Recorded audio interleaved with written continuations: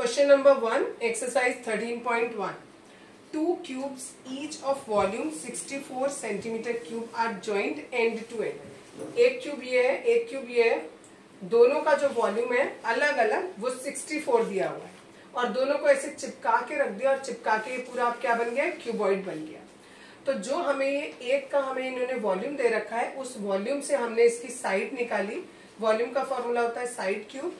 इससे हमने साइड निकाली, क्यूब रूट किया इसका 64 का तो 4 आ गया, यानी इसकी साइड 4 सेंटीमीटर हो गई। ये भी 4, ये भी 4 और ये भी 4। ऐसे आपने दो क्यूब्स को चिपका के रखा तो ये जो क्यूबॉइड बना इसकी हाइट और ब्रेथ तो 4 रही, लेकिन इसकी जो लेंथ है वो 4 + 4 8 हो गई। अब हमें इसका जो नया ये क्यूबॉइड बना है इसका सरफेस एरिया बताना है। इसका फॉर्मूला लगाया 2 ब्रैकेट में LB + BH + HL। सबकी वैल्यू पुट करी, L की जगह 8, B की जगह 4 और H की जगह 4। सब पुट करने के बाद सॉल्व किया, answer is 160 centimetre square. Question number 2, a vessel is in the form of a hollow hemisphere mounted by a hollow cylinder। एक आपका होलो सिलेंडर है, उसके नीचे आपका ये एक हेमिस्फीयर है। अब आपको दिया है जो हेमिस्फीयर है उसका जो डायमीटर है वो 14 है। ये पूरा 14 है, ये भी 14 होगा, ये भी 14। ये आपका पूरा का पूरा डायमीटर है। सेंटर से जोड़ेंगे तो ये रेडियस हो गया, ये 7 तो ये भी 7 हो गया। पूरी हाइट आपको दी हुई है 13। अगर इतना पोर्शन 7 है दैट मीन्स ये 7 है, ये पूरा है 13 और इतना है 7, तो ये बचा हुआ कितना हो गया 6। कैसे? दोनों को माइनस करके। ये 6 है दैट मीन्स ये जो हाइट है सिलेंडर की ये भी 6 हो गई।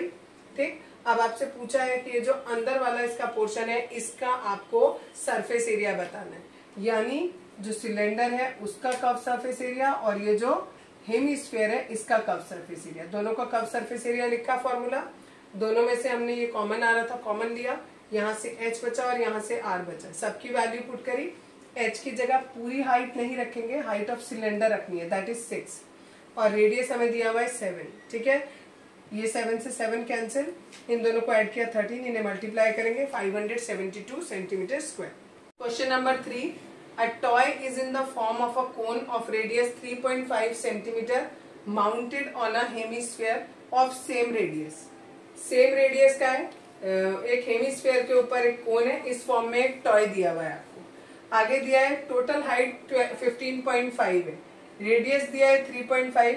यहाँ से अगर इसको ज्वाइन करेंगे तो ये भी हमारा रेडियस ही होगा हेमिस्फीयर का, ये पोर्शन इसके बराबर होगा। अगर हम इस पूरे में से ये निकाल देंगे तो ये वाला पोर्शन आएगा और ये इसके बराबर होगा, यानी ये पूरा का पूरा 15.5, इसमें से ये 3.5 माइनस करेंगे तो ये कितना आ जाएगा 12 आ जाएगा, यानी हाइट ऑफ द कोन हमारी 12 हो गई। अब इन्होंने हमसे सरफेस एरिया पूछा है, कोन का सरफेस एरिया ये, हेमिस्फीयर का ये। इसमें हमें L नहीं पता है तो पहले L कैलकुलेट करेंगे। L का फॉर्मूला लगाया, H की वैल्यू 12 हो गई और R की वैल्यू 3.5 हो गई।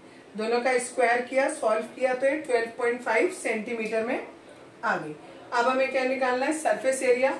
फॉर्मूले में हमारे यहाँ देखो जो कॉमन है पाई और r कॉमन आ रहा है वो कॉमन ले लिए, यहाँ से L बचा और यहाँ से 2r बचा। पाई की वैल्यू ये, r की वैल्यू दी हुई है क्वेश्चन में, L की वैल्यू हमने इतनी निकाली है और r की वैल्यू 3.5 है। इन दोनों को मल्टीप्लाई किया तो 7 आ गया, इसको और इसको ऐड किया तो 19.5 आ जाएगा। इससे इसको कट करेंगे 0.5 और इन सबको मल्टीप्लाई करेंगे तो 214.5 सेंटीमीटर स्क्वायर।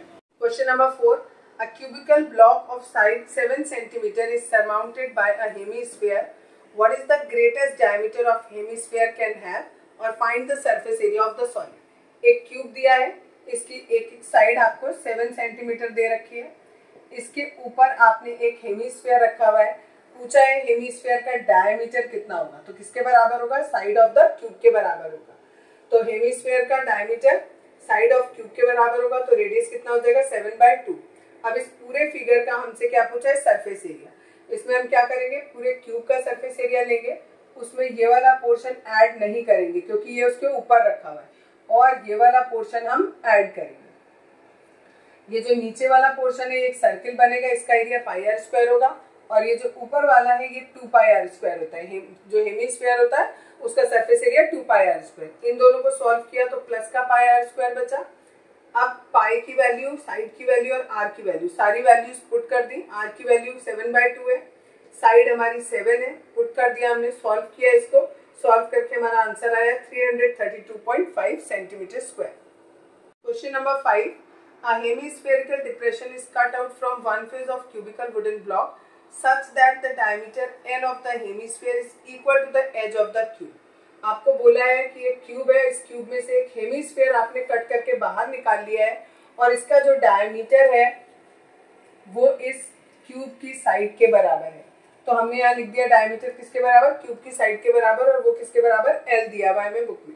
आप वो कह रहे हैं जो रिमेनिंग सॉलिड बना, ये जो आपने हेमिस्फीयर था ये कट आउट करके बाहर निकाल दिया, तो जो फिगर बचा उसका एरिया आपको बताना है। तो उसके लिए क्या होगा, पूरे क्यूब का लिया, उसमें से ये वाला पोर्शन माइनस कर देंगे और ये वाला पोर्शन ऐड कर देंगे, जैसा हमने पिछले क्वेश्चन में किया। इन दोनों को सॉल्व किया तो ये बचा। अब हमें एल की वैल्यू भी, साइड की वैल्यू भी एल दे रखी है और आर की वैल्यू भी क्या दे रखी है, L/2। पूरा डायमीटर है L, तो रेडियस कितना हो जाएगा, L/2।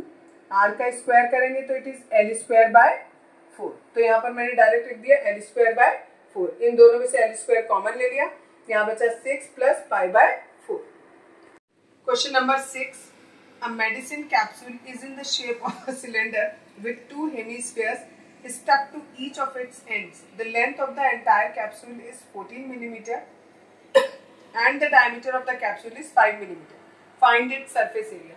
एक इधर आपका हेमिस्फीयर लगा हुआ है, एक इधर हेमिस्फीयर है और बीच में हमारा सिलेंडर है। ये पूरा हमें 14 दिया है और ये पूरा हमें 5 दिया है। जब डायमीटर 5 है तो रेडियस 2.5 हो गया। अगर रेडियस हमारा 2.5 है तो ये भी रेडियस हुआ, ये भी 2.5, और यहाँ ये भी रेडियस हुआ, ये भी 2.5। इधर से 2.5 और इधर से 2.5, दोनों को माइनस करेंगे, पूरा 14 है, 14 में से 5 माइनस किया तो ये बीच का पोर्शन 9 आ गया, यानी जो सिलेंडर है उसकी हाइट हमें 9 मिल गई। अब हमें सरफेस एरिया निकालना है।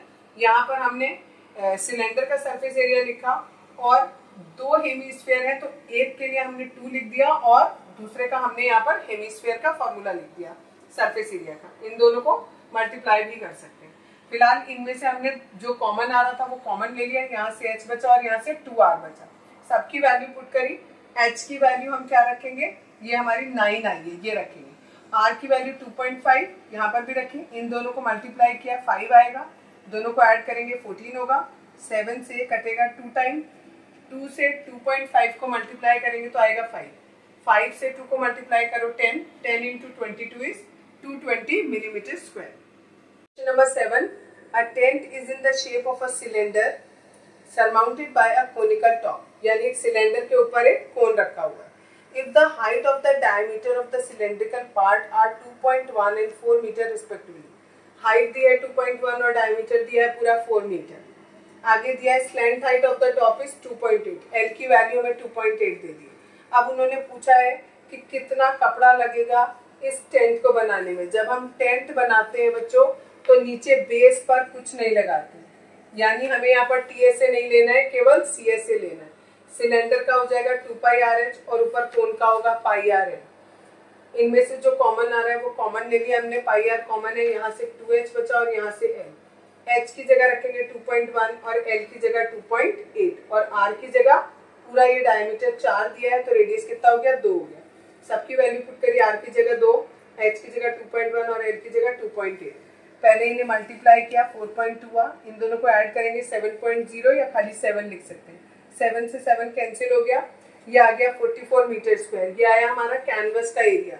अब हमें इसी कैनवस की कॉस्ट बतानी है, तो कॉस्ट के लिए फॉर्मूला होता है एरिया इंटू रेट। एरिया की वैल्यू ये आई है, रेट हमारा क्वेश्चन में 500 गिवन किया, दोनों को मल्टीप्लाई किया, इतने रुपीज आए।